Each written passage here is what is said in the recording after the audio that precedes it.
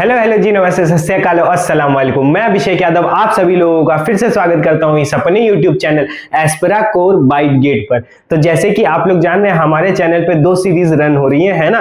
तो एक सीरीज हमारी सीएन कोर्स के लिए है और सेकंड सीरीज हमारी जो है वो प्रॉब्लम सॉल्विंग पे है, जो कि ये जो सेशन है वो भी उसी प्रॉब्लम सीरीज के अंदर जाएगा और उसका नाम है एस प्रॉब्लम गेट सीरीज, है ना। तो फिर आज हम लोग क्या कर रहे हैं कि आज मैं आपको सारे भी क्वेश्चंस, जो भी वैरायटी ऑफ क्वेश्चंस होते हैं जो कि एरर कंट्रोल के अंदर आते हैं, वो सारे मैं यहाँ पे इस सेशन में आपको कवर करूंगा। उसकी अप्रोच बताऊंगा, ठीक है, उसको कैसे सॉल्व करते हैं, वो सारे मेथड्स आपको पता चलेंगे और कैसे आप थॉट प्रोसेस रखेंगे इस पर्टिकुलर जो भी टॉपिक है उसके जो क्वेश्चंस होते हैं उसको सॉल्व करने के लिए, है ना। तो फिर उसके लिए मैं हर चीज आपको ट्रेन करूंगा। और ऐसे ही है, मैंने और भी जो पिछला जो IPv4 के ऊपर कुछ सारे मैंने जो सेशंस दिए थे, जिसके अंदर मैंने हर एक एक तरीके के क्वेश्चंस आपको करा रखे हैं, वो आप जाके देखिए, फिर इस पे आइए, क्योंकि वहां से आप क्या देखेंगे कि ये लिंक चैप्टर नहीं है, बट ये है कि आपको अगर स्कोर करना है अच्छा, तो फिर आपको वो चैप्टर पढ़ना पड़ेगा, क्योंकि सीएन में उसका वेटेज है। इसका भी है, इससे इतने क्वेश्चन नहीं आते, एक दो क्वेश्चन आता है, बट उससे क्वेश्चंस आपको देखने को मिल जाएंगे अच्छे खासे, है ना। तो फिर प्रॉपर्ली उसको तैयार करिएगा, उसको देखिए, बहुत मजा आएगा, बहुत ही अच्छे अच्छे क्वेश्चंस कराएं। वैसे ही मैं भी आज के सेशन में इस एरर कंट्रोल पे भी आपको बहुत सारे क्वेश्चंस में कराने वाला हूं, अच्छे अच्छे एकदम क्वालिटी क्वेश्चंस, ठीक है। हर एक एक वैरायटी जो भी इस टॉपिक से आ सकती है वो मैं इस सीरीज में आपको दूंगा एरर कंट्रोल के अंदर, ठीक है।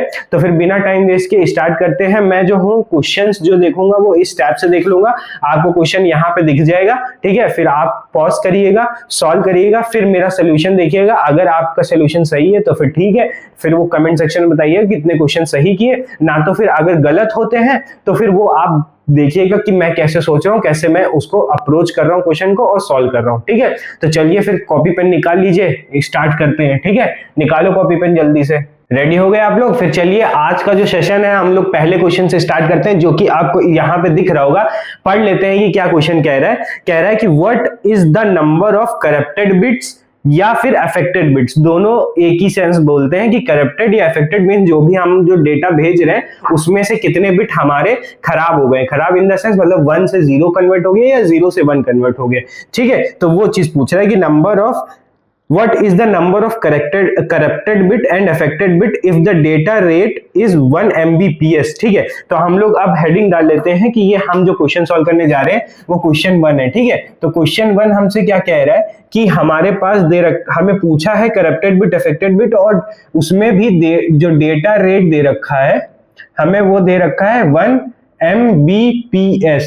अब इससे हमें क्या पता चलता है, 1 Mbps दे रखा है, ठीक है। 1 Mbps दे रखा है तो हमें ये चीज पता चलती है कि 1 Mbps के अंदर हमें अगर बिट्स में देखना है तो कितना आएगा, 10 की पावर 6, है ना, बिट्स पर सेकेंड होगा ये कि नहीं होगा, बताओ। यही तो लिखा हुआ है, m मींस क्या होता है, 10 की पावर 6 होती है, तो हमने वही 1m को चेंज करके लिख दिया है, ठीक है। अब आगे पढ़ लेते हैं क्वेश्चन क्या कह रहा है। फिर कह रहा है कि the noise duration is 1/10 of a second.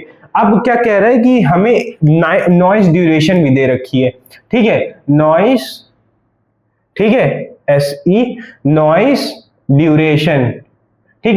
Noise duration कितनी दे रखी, 1/10 ऑफ सेकेंड, मतलब 1/10 सेकेंड दे रखी है। तो ये चीज हमें दे रखी हुई है नॉइज ड्यूरेशन, ठीक। अब हमें पूछ रहा है कि हमें बताना है करप्टेड बिट्स। अब करप्टेड बिट्स पूछ रहा है, पहले तो उससे हमें ये पता होना चाहिए कि नॉइज ड्यूरेशन क्या होता है। नॉइज ड्यूरेशन ये चीज है कि समझो जब हम लोग डेटा भेजते हैं तो उसमें क्या होता है कि हर एक पीरियोडिक टाइम पे हमारा जो डेटा है उसमें कुछ नॉइस आती है, मींस हमें कुछ हिंड्रेंस मिलता है, जिसकी वजह से हमारा डेटा जो है वो चेंज हो जाता है। कुछ 1 से या तो 0 होगा, जैसे क्या है कि अगर 1 1 1 1 है और ये थोड़े इतने सेकंड बाद क्या होगा कि ये जहां पे भी पहुंचेगा या जैसे भी हम लोग डेटा रेट से भेज रहे होंगे, क्योंकि एक ही मैसेज नहीं भेजेंगे, हमारा एक डेटा रेट फिक्स होता है कि हम इतनी स्पीड से पूरा डेटा भेजते जाएंगे। तो हुआ क्या कि ये अगर यहाँ पे इतने सेकंड के लिए 1/10 सेकंड के लिए अगर एरर आती है तो ये 1 से 0 चेंज हो जाएगा, है ना।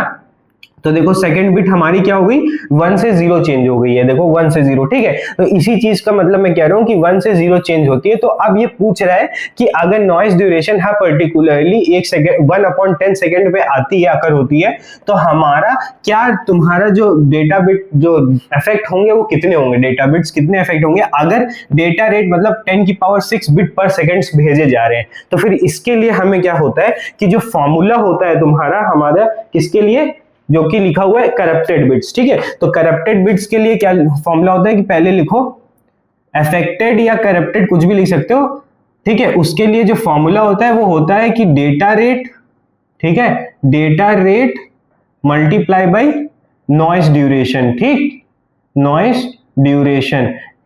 अब ये फॉर्मूला होता है, क्यों, क्योंकि हमारा डेटा रेट जितनी स्पीड से जा रहा है और वो तो मतलब तुम्हें ओवरऑल डेटा पता चलेगा, और साथ में तुम उसके कितने पर्टिकुलर पीरियोडिक टाइम में तुम्हारा ये वो सेकंड्स में नॉइस आ रही है, जब वो दोनों को आपस में मल्टीप्लाई कर दोगे तो तुम्हारा क्या निकल के आ जाएगा कि इतने बिट्स पर सेकंड वो हुए थे। अब देखो यहाँ पे इसकी जो, अगर हम लोग वो पूरा यूनिट के साथ लिख देते हैं आपको 10⁶, मैं हर चीज एक्सप्लेन कर रहा हूं इसलिए टाइम लग रहा है, आप स्पीड में भी देख सकते हैं चीजों को, ठीक है। ये यहाँ पे आ जाएगा सेकंड, ठीक। अब क्या होगा कि देखो हमारा जो कटेगा वो ये से ये 5 चला जाएगा, इस सेकंड से ये सेकंड कट जाएगा, तो बचेगा क्या, आंसर में क्या आ जाएगा, ये 10⁵ बिट्स। मींस हमारा जो होगा इतने 10⁵ बिट्स इफेक्ट होंगे, किससे, हमारा इस पर्टिकुलर अगर स्पीड से भेजा जाए और इतने सेकंड पे नॉइस आ रही है, ठीक है। तो यही आपका आंसर है, तो इसको नोट करो, फिर आगे वाले क्वेश्चंस देखते हैं। एक इस टाइप का क्वेश्चन आपको मिल जाता है, बहुत ही इजी मिलता है, जो कि 1 नंबर में आपको दे के जाएगा, ठीक है। बस आपको क्या पता होना चाहिए, ये चीज पता होनी चाहिए। वहां पे भी क्या कह सकता है कि अफेक्टेड बिट्स दे दे, डेटा रेट पूछ ले, नॉइज ड्यूरेशन दे रखा हो, या फिर दोनों ये दे रखा हो, ये पूछ रखा हो, तो वो आप देख लीजिएगा कैसे वेरी कर रहा है, बस आपको ये फॉर्मूला पता होना चाहिए, ठीक है। नोट डाउन करो, फिर आगे बढ़ते हैं। Now we are moving to the question number 2 and the question number 2 will be displayed here. अब पढ़ लेते हैं क्वेश्चन नंबर 2 क्या कह रहा है, पढ़िए। Considered a binary code that consists of only 4 valid code words as given below, जो कि आपको 4 कोड वर्ड्स दिख रहे होंगे, ठीक है। Code words, valid code words ये हैं कि जो सेंडर भेज रहा होता है रिसीवर को, और सेंडर जो सेट ऑफ सही वर्ड्स होते हैं जो वो बिना एरर के होते हैं, वही 4 रिप्रेजेंट कर रहा है वो, ठीक। तो वो कोड वर्ड हो गया, valid code word. Let the minimum Hamming distance of the code be P. अब हमें क्या दे रखा है कि मिनिमम हैमिंग डिस्टेंस दे रखी है, मिनिमम हैमिंग डिस्टेंस दे रखी है, वो क्या दे रखी है, पी दे रखी है। तो अब यहां से आपको हैमिंग डिस्टेंस के सारे कॉन्सेप्ट आपके दिमाग में आ जाने चाहिए, ठीक। क्या कह रहा है, the maximum number of erroneous bits that can be corrected by the code b q. अब देखो ये थोड़ा सा अच्छा क्वेश्चन आ गया। अब देखो ये क्यू क्या है ये समझना पड़ेगा। तो ये जो क्यू है वो आपका क्या दे रखा है, वो एरर्ड बिट दे रखा है। क्या दे रखा है, एरर्ड बिट्स, ठीक है। ये आपको जो क्यू दे रखा है वो आपको एरर्ड बिट्स दे रखा है। सर आप कहेंगे कि सर आप ये कैसे जाने, तो समझो बात को ये है कि जैसे ही मिनिमम हैमिंग डिस्टेंस की बात आती है तो वहां पे आपके पास 2 कॉन्सेप्ट्स होते हैं, मार्कर कीजिए। कि पहला तो होता है कि आप ये बताते हैं कि अगर मिनिमम इतने बिट एरर्ड है तो मिनिमम हैमिंग डिस्टेंस कितनी होनी चाहिए ताकि हम लोग उसको करेक्ट कर पाए। वही कॉन्सेप्ट पे ये क्वेश्चन पूछा गया है। क्यू बताया गया है कि ऐसा क्यू जो बिट है वो बिट है जो कि एरर आ चुकी है, और उस एरर की वजह से क्या है कि हम उसको करेक्ट भी कर सकते हैं। क्यों कर सकते हैं, क्योंकि यहाँ ये जो 4 कोड वर्ड्स हैं इसकी हैमिंग डिस्टेंस कुछ ऐसी दे होगी ताकि हमारा जो बिट क्यू है, जितने भी बिट्स क्यू हैं वो करेक्ट हो जा रहे हैं। नहीं समझ पाए, मैं इसको वर्ड्स में लिखता हूं, मार्कर उठा लेता हूं, वर्ड्स पे लिखूंगा तो आपको ज्यादा समझ में आएगा मैंने क्या बोला। तो हमारे पास एक कंसेप्ट होता है टू करेक्ट डी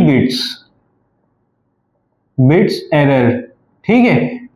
मैं क्या कह रहा हूं कि अगर हमें डी बिट एरर सही करनी है, जैसे कोई कोड वर्ड भेजे उसमें डी बिट एरर हो गई है, डी बिट मतलब कोई नंबर है, समझ लो डी क्या मीन्स है कि 3 बिट एरर हो गई, 2 बिट एरर हो गई, तो उसको मैं वेरिएबल में डी रिप्रेजेंट कर रहा हूं। तो उसके लिए क्या होता है कि वो जो चीज है कि हम पता कर सकते हैं कि वो हम सही कर पाएंगे कि नहीं कर पाएंगे। तो वो क्या है कि मतलब डी बिट हम लोग करेक्ट कर पा रहे हैं कि नहीं कर पा रहे हैं, उसकी एक कंडीशन होती है, वो ये होती है कि जो मिनिमम हैमिंग डिस्टेंस होती है, ठीक है, वो होनी चाहिए 2D+1। मींस मैं ये कहना चाह रहा हूं, अगर किसी भी कोड वर्ड्स जितने भी दे रखे हैं उसमें अगर हैमिंग डिस्टेंस 2D+1 है तो फिर क्या होगा कि ये 2D+1 जो बिट है वो सॉरी हैमिंग डिस्टेंस है वो क्या होगा कि अगर इतने आ गए, जैसे क्या समझो कि d की वैल्यू 3 है, ठीक, 3 2 6 + 7, तो अगर मिनिमम हैमिंग डिस्टेंस 7 आ रही है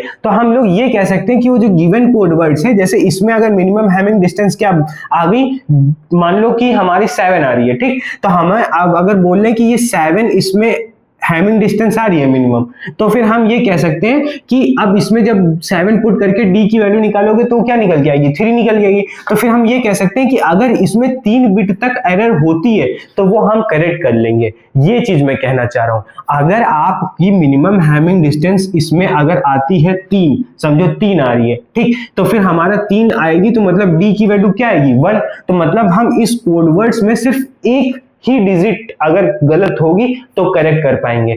ये चीज कह रहा है, तो वही चीज ये कह रहा है क्वेश्चन में कि अगर आपको जो ये कोड दे रखा है उसमें हम लोग करेक्ट बिट कितने कर सकते हैं, क्यू कर सकते हैं, तो वो क्यू दे रखा है ये चीज कि हम इतने बिट करेक्ट कर सकते हैं। और क्या बोला है कि पी हमारी हैमिंग डिस्टेंस है इसकी, मींस हमें अगर इस फॉर्मूले में इस वेरिएबल को यूज करना है, इस वेरिएबल को यूज करना है तो हम क्या कर सकते हैं, इस मिनिमम हैमिंग डिस्टेंस की जगह पे पी लिख सकते हैं, तो इसको पी लिख दो, ठीक, फिर क्या लिखोगे, ये पी हो जाएगा 2 इंटू, अब यहां पे डी की जगह पे क्या लिखना पड़ेगा, क्यू लिखना पड़ेगा, +1। क्यों लिखना पड़ेगा, क्योंकि हमारा जो करेक्ट बिट्स है वो करेक्टेड बिट्स कितने क्यू है ना, मतलब हम लोग यहाँ पे क्या कह रहे थे, टू करेक्ट डी बिट्स, और हमको क्वेश्चन में क्या कह रहा है कि हम करेक्ट क्यू बिट कर सकते हैं, तो हम इस डी की जगह पे क्यू रख सकते हैं और यहाँ पे मिनिमम हैमिंग डिस्टेंस की जगह पे पी लिख दिया, ठीक है। बस अब क्या है कि अब हमें पी की वैल्यू या क्यू की वैल्यू पता चल जाए, और वही चीज क्वेश्चन में पूछ रहा है, मींस हमें अगर क्यू की पता चल गई तो पी पता चल जाएगा, पी की पता चल गई तो क्यू की पता चल जाएगी।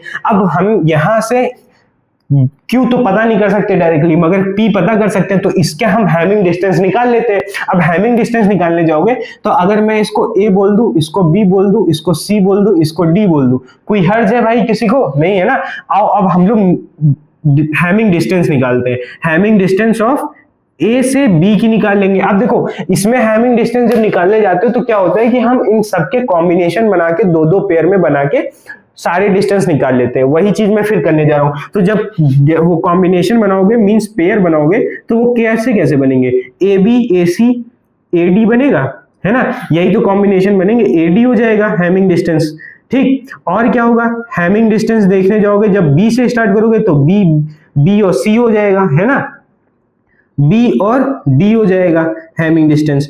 एक और कॉम्बिनेशन बनेगा जो कि सी और डी का बनेगा, है ना, यही टोटल तुम्हारे 6 कॉम्बिनेशन बनेंगे इन 4 से, क्योंकि देखो ए बी हो गया, अब बी ए निकालने जाओगे तो सेम आएगा, ऐसे ही जब ए सी निकालोगे तो सी ए निकालने जाओगे सेम आएगा, ए डी निकालोगे डी ए निकालोगे सेम आएगा, बी सी निकालोगे सी बी निकालोगे सेम आ जाएगा, बी डी निकालोगे डी बी निकालोगे सेम आएगा, सी डी निकालोगे डी सी निकालोगे सेम ही आएगा। तो अब क्या है कि अब हम लोग ए बी का देख लेते हैं। अब ए बी में जब हम लोग हैमिंग डिस्टेंस कैसे निकालते हैं कि देख लेते हैं कि जो भी बिट्स हैं वो कितनी बार अलग हुई हैं, जैसे 0 0 सेम नहीं, यहाँ पे ये दोनों अलग हुई हैं तो ये दोनों अलग हुई हैं तो 0 0 0 1 अलग हुई तो ये फिर से 1 हो गया, फिर से यहाँ पे 0 1 हुआ, फिर से चेंज हुआ, तो फिर हैमिंग डिस्टेंस यहाँ पे कितनी आ जाएगी, 3, क्योंकि 3 बार बिट चेंज हुए हैं, ठीक है। अब हम लोग क्या देख लेते हैं कि ए और बी सी में देख लेते हैं, तो इसमें और इसमें देख लेते हैं, इसमें, ठीक, 0 से 1 एक सही, एक चेंज हो गया, 0 0 नहीं चेंज हुआ, 0 से 1 फिर से 2 चेंज हो गए, ठीक है, 0 0 नहीं चेंज हुआ, 0 1 फिर से चेंज हो गए, 3 हो गए, तो मतलब इसकी भी हैमिंग डिस्टेंस तुम्हारी 3 आ रही है। अब हम लोग ए और डी में देख लेते हैं, मतलब इसमें और इसमें, तो 0 1 चेंज हो गया, 1 0 1 फिर से चेंज हो गया, फिर 0 1 फिर से चेंज हो गया, 0 1 फिर से चेंज हो गया, मींस यहाँ पे हैमिंग डिस्टेंस कितनी आ रही है, 4 रही है, क्योंकि लास्ट में तो 0 0 है। अब हम लोग बी और सी में देख लेते हैं, बी और सी में देखने जाओगे तो 0 1 1 1 0 2 0 1 3 1 0 4 1 1 फिर से सेम ही है, तो मींस 4 ही सिर्फ डिफरेंट हुए हैं बिट्स। ऐसे ही फिर यहाँ पे देखोगे तो फिर हम बी डी में देखेंगे, बी और डी में देखने जाओगे तो 0 1 1 1 1 सेम है तो कुछ नहीं, 0 1 2 चेंज हो गया ना, 1 1 सेम, फिर से 1 0 3, तो मतलब यहाँ पे क्या आएगा, ये आपका 3 आ जाएगा। अब लास्ट वाला देख लेते हैं सी डी में, इसमें और इसमें, इन दोनों में देखने जाओगे तो क्या होगा, 1 1 सेम, ठीक है, 1 0 0 1 1 1 1 नहीं, 1 0 फिर से चेंज हो गया, फिर से चेंज हो गया, मतलब यहाँ और यहाँ चेंज हुआ, मतलब 3 बार चेंज हुआ, तो मींस ये 3 आ गया। अब देखो ये सारे ही तुम्हारे मिनिमम मतलब हैमिंग डिस्टेंस आ रही है। अब इसमें से हैमिंग डिस्टेंस सबसे मिनिमम वाली कौन है, तो यहां से हमारी मिनिमम हैमिंग डिस्टेंस कितनी निकल के आ रही है, 3 निकल के आ रही है। मींस हम यहां से ये कह सकते हैं कि हमारे पास जो p की वैल्यू है वो 3 आ गई है ना, तो p की वैल्यू हमारी 3 आ गई। अब ये 3 यहाँ पे पुट कर देते हैं, ठीक है, इसको मैं यहाँ पे पुट कर रहा हूं, तो ये हो गया 3, फिर ये 2, ये q प्लस 1, अब ये 1 इधर भेजोगे तो हो जाएगा 4/2 इक्वल टू q, तो यहां से q निकल के आ जाएगा 2, ठीक है। तो तुम्हारी वैल्यू p और q की क्या आ गई, एक 3 आई एक 2 आई। मैंने बहुत ही अच्छे से एक्सप्लेन किया, सारे कॉन्सेप्ट भी आपको क्लियर करके सारी चीजें आपको बताई है, ठीक है। तो अब यहाँ पे हम लोग ऑप्शन देख लेते हैं कि p3 होना चाहिए, Q2 होना चाहिए, मतलब तुम्हारा जो ऑप्शन नंबर बी है वो सही है, ठीक है। तो इसको ऐसे सॉल्व करते हैं, इसको नोट डाउन करो फिर आगे बढ़ते हैं, ठीक है। Now move to the question number 3 and the question number 3 will be displayed here and it contains of 2 questions, so be careful, okay, ठीक है। अच्छा क्वेश्चन है, थोड़ा पढ़ते हैं और फिर देखिए क्या कह रहा है। Given the generator function this gx and the mx, मतलब मैसेज फंक्शन mx दिस। अब सोचोगे ये कहां से सर इसमें फंक्शन वगैरह आ गए, x वगैरह आ गए, तो ये मैथ्स नहीं है, ये cn का ही पार्ट है पहली बात, ठीक है। और ये cn बस हम लोग एक एज अ रिप्रेजेंटेशन हम लोग x को मतलब वेरिएबल एज अ x ले रहे हैं, कुछ इसमें हमारा कुछ हमने मैथ्स नहीं लगानी है, ठीक। होता यह है कि हमें अगर जब सेंडर से रिसीवर चीजें भेजनी होती हैं तो हम लोग मैसेज डायरेक्टली ना भेज के हम लोग एक जनरेटिंग तुम्हारा फंक्शन मतलब ट्रांसमिशन फंक्शन जाता है, ठीक। वो ट्रांसमिशन फंक्शन जो होता है वो हमारा gx से पता चलता है, जनरेटिंग वाले से होता है, इसलिए है क्योंकि हम लोग अगर कुछ एरर आए तो हम लोग उसको पता कर पाए, इसलिए हम लोग ये सारी चीजें करते हैं, ठीक है। तो हमें क्या होता है कि gx से जब हम लोग mx में कुछ मैनिपुलेशन करते हैं तो हमारा कुछ tx निकल के आता है जो हम लोग ट्रांसमिट करते हैं, तो वो ट्रांसमिट फंक्शन होता है। और ये सारे दो चीजें जो दे रखी हैं gx और mx, वो तुम्हारे पास सेंडर के पास रहता है और जो रिसीवर होता है उसके पास gx पहले से होता है, और tx जो होता है वो सेंडर इन दोनों की वजह से निकालता है और फिर भेजता है, और फिर ये tx तुम्हारा पास रिसीवर के पास पहुंच जाता है, उसको फिर वो उससे क्या करता है कि ये gx और tx की मदद से वो mx निकाल लेता है। तो कुछ ऐसा प्रोसेस होता है, उसी ये जो कॉन्सेप्ट मैंने बताया उसी के बेसिस पे एक क्वेश्चन बनाया गया था और पूछा जाता है, ठीक है, ऐसे ही इस वेरिएशन में। तो मैं आपको अब बताता हूं कैसे इसको सॉल्व करते हैं। तो बेसिकली क्वेश्चन में पहला जो क्वेश्चन पूछ रहा है वो ये पूछ रहा है कि हमारा tx कैसे निकलेगा। तो इसको सॉल्व करने के दो मेथड्स हैं। पहला मेथड ये है कि आप इसको एज इट इज ही सॉल्व कर लीजिए, मतलब वेरिएबल्स में सॉल्व कर लीजिए, बट प्रेफरेबल है कि इसको 0 1 में कन्वर्ट करके फिर सॉल्व करो, जो कि मैं करता हूं ताकि वो आसान बने, थोड़ा सा हमारा गलती होने में कम हो, सॉरी गलती होने में ज्यादा ना हो, कम हो, ठीक है। तो फिर हम लोग क्या करेंगे, इसको 0 1 में कन्वर्ट करेंगे। कन्वर्ट करते कैसे हैं कि जो इसके कोफिशिएंट्स होते हैं, मतलब कॉन्जिक्यूटिवली हर एक जो भी पावर्स की होती है उनकी हमें कोफिशिएंट लिखना होता है। तो ये x की पावर 4 का कोफिशिएंट 1, x की पावर 3 का कोफिशिएंट 0, x की पावर 2 का कोफिशिएंट 0, x की पावर 1 का कोफिशिएंट 1, x की पावर 0 का कोफिशिएंट 1। देखो अगर यहाँ पे 0 आ रहा है मींस x की पावर 3 को मल्टीप्लाई किया गया 0 से, तभी यहाँ पे प्रेजेंट नहीं है। ऐसे ही जब x की पावर 2 को हमने 0 से मल्टीप्लाई किया तो 0 आया हुआ, इसीलिए यहाँ पे प्रेजेंट नहीं है। तो इसका जो gx है वो तुम्हारा 1 0 0 1 1 दे रखा हुआ है, ठीक है। तो ये तुम्हें पता चल गया। अब ऐसे ही जब mx निकालने जाओगे तो mx को भी ऐसे ही सिमिलरली कन्वर्ट कर लो, तो वो क्या होगा, x की पावर 7 1 6 5 4 3 2 1, ओके 2 1। देखिए यहाँ पे 1 दे रखा हुआ था, ठीक है। हाँ तो तुम्हारा ये क्या दे रखा है, 7 6 5 4, ठीक है 3 2, और फिर हमारा क्या आएगा, यहाँ पे आ जाएगा 0 एंड देन 1। ओके, तो ये तुम्हारा क्या आ गया, ये तुम्हारा आ गया है mx, ठीक, ये mx आ गया और ये तुम्हारा gx आ गया।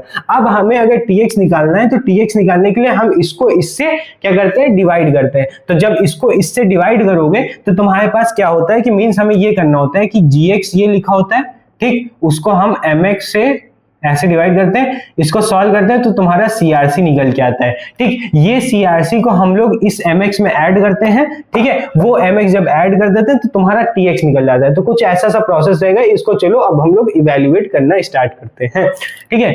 अब करो, क्या होगा, 1 0 0 1 1 लिखेंगे। हल्का सा भी अगर 1 0 में चेंजेस हुए तो फिर आप समझ लीजिए कि पूरा गलत हो जाएगा।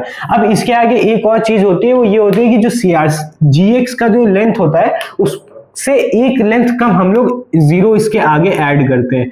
और यहीं पे ही जो तुम वेरिएबल जब सॉल्व करने जाते हो तो होता क्या है कि gx की जो हाईएस्ट पावर होती है उससे एक कम पावर से इसको मल्टीप्लाई करते हो, है ना, सॉरी, उसके हाईएस्ट पावर से हम लोग उसको मल्टीप्लाई कर देते हैं, कम नहीं, वही उसी से मल्टीप्लाई करते हैं। क्यों, ताकि हमारा ये जो शिफ्टिंग है वो हो पाए। जैसे हमने ये चीज 0 ऐड करके इसको मैंने शिफ्ट कर दिया 4 बिट से ना, तो वैसे ही इसको भी 4 बिट से शिफ्ट कर सके उसको हम लोग हाईएस्ट पावर से मल्टीप्लाई कर देते हैं। तो अब हम लोग इसको डिवाइड करना स्टार्ट करते हैं। तो जब इसको डिवाइड करोगे तो ये तुम्हारा 1 0 0 1 1 आएगा, ठीक है। इसको जब करोगे एंडिंग होगी यहाँ पे, तो ये सेम 0 डिफरेंट 1, ठीक है, सॉरी यहाँ पे सेम था तो ये अगेन 0 और फिर सेम 0 फिर डिफरेंट 1, है ना। और फिर ये जितने बचे उनको तुम एज इट इज उतार लोगे। तो ये तुम्हारा क्या आ जाएगा, 1, ये 0, ये 1, देन अगेन फिर जब हम लोग करेंगे तो ये 1 0 0 1 1। ओके, फिर हम क्या करेंगे, इसको फिर से एंडिंग करने जाएंगे तो ये सेम एंड सेम।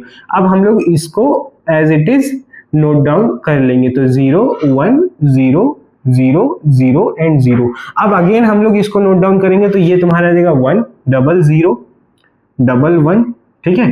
और फिर हम लोग क्या करेंगे, इसको फिर से एंडिंग कर देंगे। जब इसकी एंडिंग करोगे तो 0 0 0 and this will B 1 and this will B 1, क्योंकि ये दोनों हमारे अलग हैं। तो फिर अब तुम्हारा यहीं पे ही पॉज हो जाएगा, क्योंकि इसके आगे हम लोग इसको डिवाइड नहीं कर पाएंगे। अगर फर्दर हम लोग जब डिवाइड नहीं कर पाते तो वहीं पे रुक जाते हैं। तो this will become your CRC। Okay, तो ये तुम्हारा CRC आएगा, जिसमें हमारे पास 4 बिट का CRC होगा जो कि हम लोग ऐड करते हैं, ठीक। अब अगर 4 बिट का CRC आया है तो अब हम क्या करेंगे, इस CRC को हम लोग mx के साथ ऐड ऑन कर देंगे। अब हम क्या करते हैं कि जो tx होता है वो हमारा क्या होता है, mx प्लस CRC। ओके, तो mx क्या लिखा हुआ है तुम्हारा, एज इट इज तुम बिट्स में लिख लो, 0 फिर यहाँ पे 1 है, ठीक है, फिर 0 देन 1 देन 0 देन 1। ओके, तो ये तुम्हारा mx आ गया। फिर हम ये CRC ऐड ऑन कर देते हैं इसमें। तो जब CRC ऐड ऑन करोगे तुम्हारा तो CRC कितने आ रहे हैं, 2 बिट का आ रहा है, 1 0, है ना, 1 एंड 1।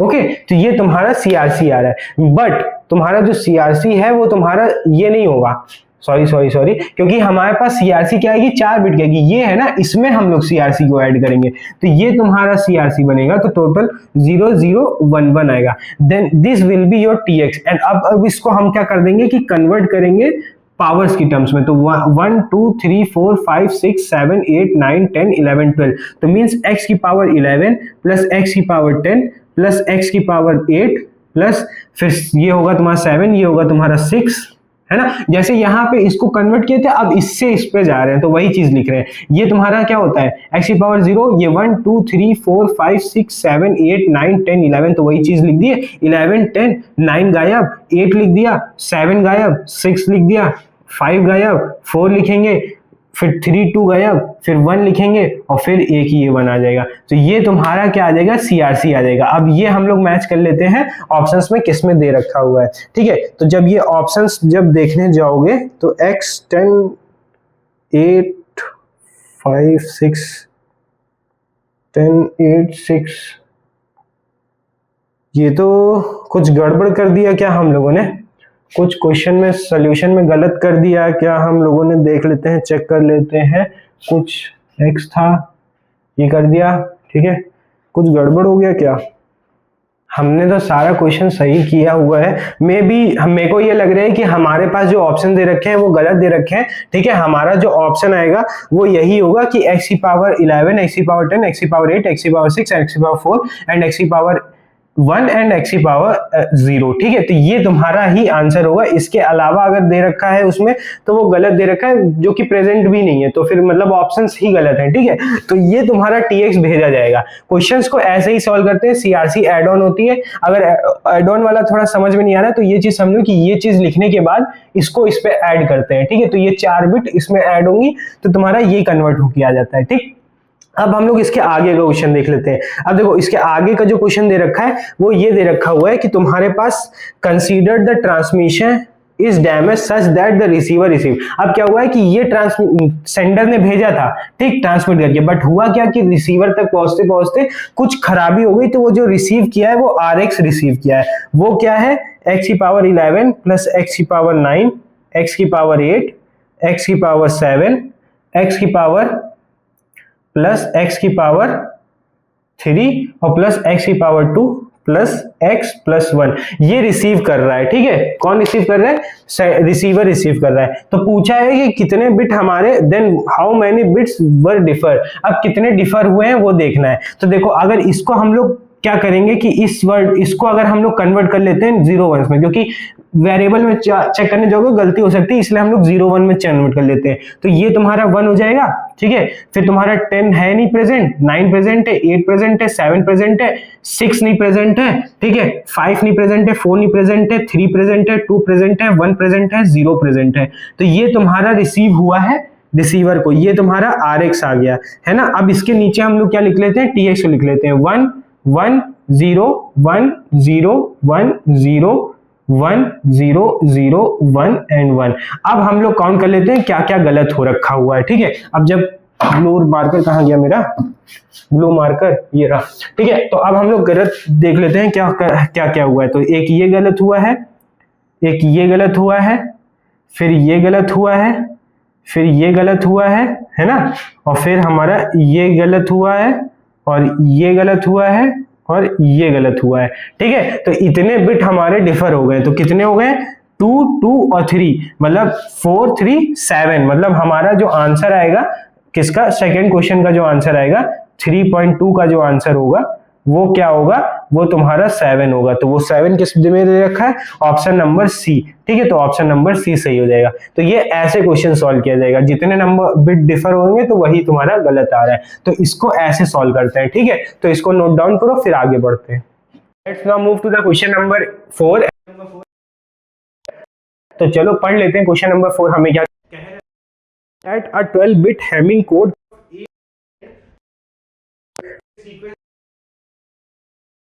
जो यूजुअल सीक्वेंस हम लोग फॉलो करते हैं हैमिंग कोड के अंदर, ठीक, where the data bits and the checks bit are given as follows, जो कि टेबल में दे दिया गया और मैंने यहाँ पे नोट डाउन कर लिया है, ठीक।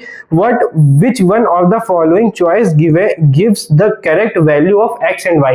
एक्स और वाई की वैल्यू पूछ रहा है अब एक सीक्वेंस के साथ। बहुत ही अच्छा क्वेश्चन है, थोड़ा सा इसमें हमारा दिमाग लगेगा चीजों में समझने के लिए, ठीक है। क्वेश्चन आपने पढ़ लिया, हमारा जो कोड वर्ड्स होता है उसका फंक्शन की हम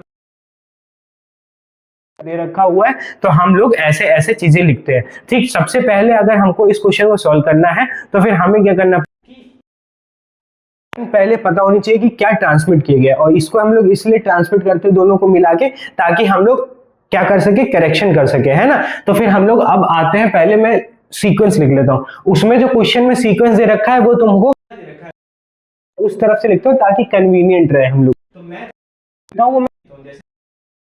कहेंगे कि,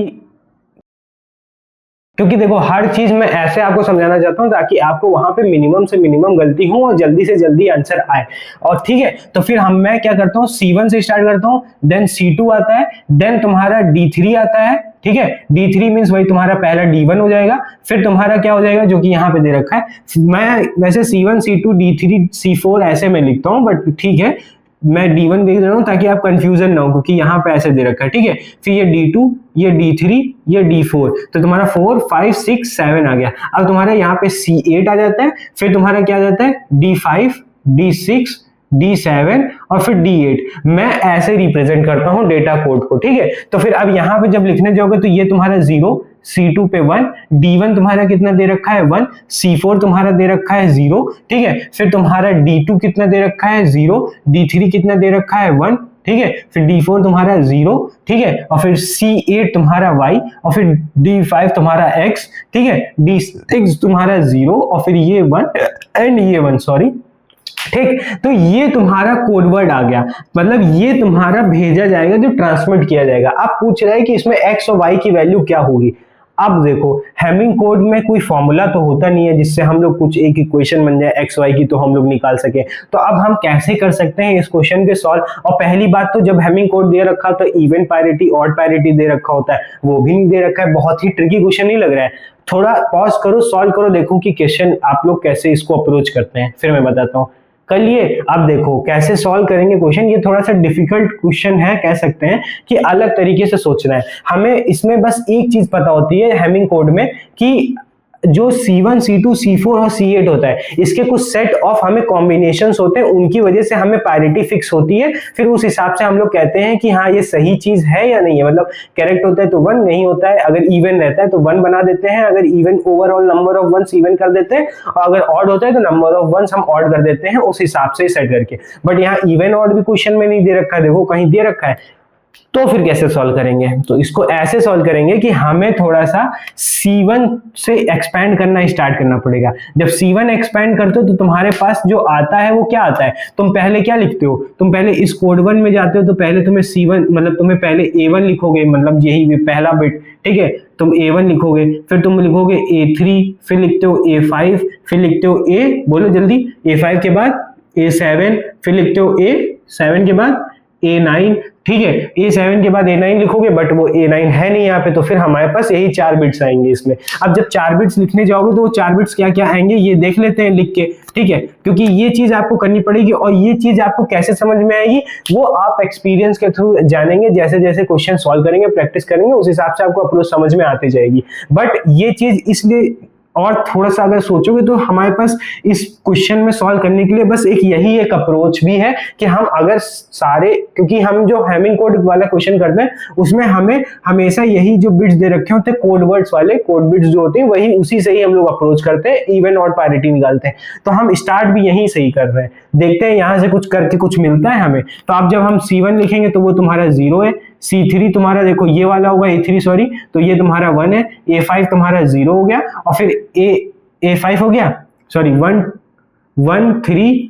5 7, तो 7 0 आ जाएगा, और A9 भी होगा, मैं सॉरी कंफ्यूज हो गया, यहाँ पे A9 भी होगा क्योंकि टोटल कितने हैं, तो हमारे पास ये 8 है और ये 4 है, 8 4 12 है, तो मतलब A11 भी आएगा, है ना। तो फिर अब A9 देख लेते हैं, 1 3 5 7 9 तुम्हारा यहाँ पे x आ जाएगा, और फिर तुम्हारा 11 यहाँ पे 1 आ जाएगा। तो देखो ये चीज कुछ आ गया, अब x भी आ रहा है इसमें, फिर से अब नहीं यहाँ से भी कुछ नहीं कर पाएंगे। चलो ठीक है, देखते हैं। अब हम लोग क्या कर लेते हैं, C2 लिख लेते हैं। तो यहाँ से क्या करोगे, तो A1 आएगा, सॉरी A2 आएगा, A3 लिखते हो, है ना, फिर क्या लिखते हो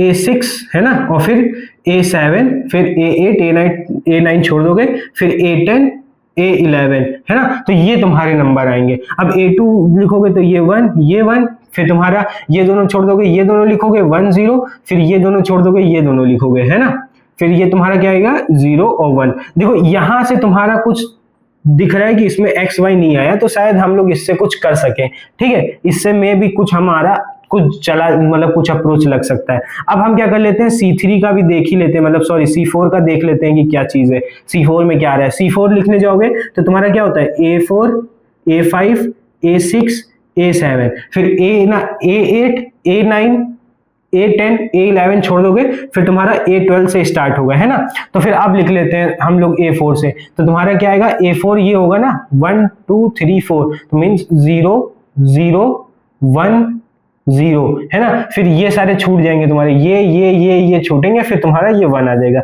तो एक C4 में भी देखो x y z नहीं आ रहा है, देखो 1 2 3 4, 4 से यहां से स्टार्ट करोगे, A4 से 4 5 6 7 लिखोगे, है ना, फिर 8 9 10 11 छोड़ दोगे, 12 लिखोगे, तो यही चीज लिख लिया है। अब हम लोग C5 पे देख लेते हैं। C5 पे लिखने जाओगे तो तुम्हारा क्या आता है A5 A6 A7 A8 और A9, है ना, A9, और फिर A10 A11 A12 छोड़ते हो, मतलब 5 छोड़ोगे, तो वो 5 छोड़ने के बाद 12 क्रॉस कर जाएगा, तो सिर्फ यही लिखेंगे। तो A5 देख लेते हैं 1 2 3 4 5, मतलब ये 0 1 0 y और x, तुम्हारा ये चीज आ गई है ना, तो तुम्हारा इसमें भी आ रहा है। अब देखो, अब हमें इवन ऑड तो पता नहीं है पैरिटी की, कौन सी इवन ऑड पैरिटी है, तो हम लोग कैसे एज्यूम करेंगे कि क्या है, बट हम लोग ये चीज देख सकते हैं कि हमारे पास जो C2 और C4 है, ये यहाँ पे 8 आएगा, सॉरी मैं गड़बड़ कर दिया थोड़ा सा फिर से, मीन्स तुमको मैंने एक चीज गलत पढ़ा दी एकदम फिर से अलग से, थोड़ा सा रुको। देखो मैं क्या कह रहा हूँ कि A8 होता है तो यहाँ पे A8 से स्टार्ट होगा, A8, A9, 8, 10, A11, ठीक है, A12 है ना, तो ये सारी चीजें आएंगी। तो 8, 8 से 1, 2, 3, 4, 5, 6, 7, 8, मतलब यहाँ पे y x 0, 1, 1 ये आएगा, ठीक है, तो ये चीज तुम्हारी रहेगी। तो अब ये चीज तुमको पता चल गई। अब यहां से हमें क्या करना पड़ेगा कि तुम देखो तुम्हारे पास जो ये C2 और C4 दे रखे हैं, ये जो दो दे रखे हैं, यहां से अगर हम लोग पता करना चाहें कि ये इवन पैरिटी और पैरिटी, यहां से पता चल जाएगा। तो अगर देखो 1, 2, 3, 4, ये क्या कह रहा है कि ये इवन पैरिटी का है ना, इवन पैरिटी का है। अब सेकंड वाला देखते हैं क्या बोल रहा है। देखो ये भी दोनों दो ही है, तो फिर ये भी इवन पैरिटी है। मींस हमें यहां से इस क्वेश्चन में पता करना था कि ये कौन सी पैरिटी में जा रहा है, लाई कर रहा है। अब अगर ये दोनों इवन पैरिटी है तो मींस ये भी इवन पैरिटी को फॉलो करना चाहिए, ये भी इवन पैरिटी को फॉलो करना चाहिए। क्यों? क्योंकि हमें ये बता रखा है कि ये जो ट्रांसमिशन हो रहा है एकदम करेक्ट हो रहा है ना, तो फिर मतलब ये इवन पैरिटी को सॉल्व करेगा। तो अब हम जब इवन को देखते हुए सॉल्व करेंगे तो उसका आंसर में क्या आएगा कि यहाँ पे नंबर ऑफ वंस तुम्हारे क्या होने चाहिए, नंबर ऑफ वंस इवन होने चाहिए, और नंबर ऑफ वंस पहले से 1, 1 है, तो इस x की वैल्यू क्या होगी जो ये अभी भी इवन है। अगर हम x की वैल्यू 1 रख देंगे तो हमारा क्या हो जाएगा, पैरिटी चेंजेस टू ऑड, है ना, ये हमें चाहिए नहीं, तो ये हम कर नहीं सकते। जब ये कर नहीं सकते तो हमारे x की वैल्यू क्या आएगी, ऑब्वियसली x की वैल्यू 1 आएगी, है ना। तो हमें यहां से ये पता चल गया कि x की वैल्यू तुम्हारी क्या आ गई, 1 आ गई। ऐसे ही जब तुम यहां पे जाओगे, इस पे देखोगे, तो यहां पे ये चीज तो तुम्हारी 1 हो गई। अब जब ये चीज 1 हो गई है तो यहां से जब निकालोगे y की वैल्यू तो वो भी तुम्हारी 1 आएगी। क्यों? फॉर फॉलोइंग इवन पैरिटी, है ना, इवन पैरिटी को फॉलो करे, इसीलिए हम लोग को करना पड़ेगा 1। क्यों? क्योंकि 1 1 2 1 3 1, ये तो x की वैल्यू यहां से तुमने फिक्स कर ली, तो ये जो y आएगा ये भी तुम्हारा 1 ही होगा, तभी तुम्हारे चारों 1 होंगे, चारों 1 हो जाएंगे तो वो तुम्हारा इवन पैरिटी में आएगा। तो अब हम लोग पता कर पा रहे हैं कि x की वैल्यू भी 1 होनी चाहिए, y की वैल्यू भी 1 हो जानी चाहिए। तो आंसर जो होगा तुम्हारा वो क्या होगा, x इक्वल टू 1, ठीक है, और y इक्वल टू 1। अब ये देख लेते हैं ऑप्शन किसमें दे रखा है। तो ये ऑप्शन नंबर जब तुम देखोगे D, तो जो तुम्हारा D ऑप्शन है वो तुम्हारा करेक्ट हो जाएगा। तो ये ऐसे सॉल्व करेंगे, ये थोड़ा सा डिफरेंट क्वेश्चन था, तो कैसे अप्रोच करना है वो चीज तुम्हें यहां से पता चलेगी, ठीक है। ये चीज ऐसे चीजें पता चलेंगी, फिर इवन पता चलेगा, तो यही सारी चीजें इसके अंदर था। तो मैंने एरर कंट्रोल के अंदर सारी चीजें कवर कर दी हैं आपकी, जो भी पॉसिबल क्वेश्चंस हो सकते हैं इसी के आसपास घूमेंगे। आपको मैंने कॉन्सेप्ट भी बताया, बहुत अच्छे से एक्सप्लेन भी किया है, कैसे सोचना है ये भी बताया है, और फिर कैसे कैसे स्टेप पे हर एक स्टेप पे कैसे प्रोसीड करना है वो सारी चीजें आपको कवर कर दी है, ठीक है। तो यही सब छोटा सा एक सेक्शन है एरर कंट्रोल का हमारे पास, उससे हमारे ऐसे ही क्वेश्चन आते हैं, इसी में थोड़े थोड़े वेरिएशन करते रहते हैं, फिर ऐसे ही क्वेश्चन सॉल्व करते हुए आप निकल जाएंगे, ठीक है। होप करता हूं कि इस सीरीज में आपको बहुत ही मजा आ रहा होगा। मैं बहुत ही अच्छे अच्छे क्वेश्चंस करा रहा हूं, आपको कॉन्सेप्ट्स क्लियर हो रहे होंगे, अप्रोच आपको समझ में आ रही होगी, आपके माइंड थोड़ा और खुल रहा होगा कि कैसे कैसे क्वेश्चंस को सॉल्व करना है। अगर इन सब के अलावा आपको कोई और भी डाउट आता है या इससे रिलेवेंट कोई डाउट आता है तो आप हमारे डिस्क्रिप्शन में दिए हुए टेलीग्राम लिंक में जाके ज्वाइन कर सकते हैं। उसको वहां से आप जब ज्वाइन करेंगे तो आपको बहुत लोग मिलेंगे जो आपकी डाउट्स को सॉल्व कर सकते हैं। आप क्वेश्चन पूछेंगे, मैं भी आपको रिस्पॉन्स करूंगा उस पर, ठीक है। तो फिर या तो फिर आपको अगर कमेंट इस वीडियो के कमेंट सेक्शन में जाके भी आप डाउट पूछेंगे, उस पर भी आपको सारी चीजें क्लियर की जाएंगी। तो ठीक है, इसी अच्छे नोट के साथ आज का वीडियो मैं खत्म करता हूं और अलविदा लेता हूं। तो फिर Abhishek Yadav signing off, bye bye.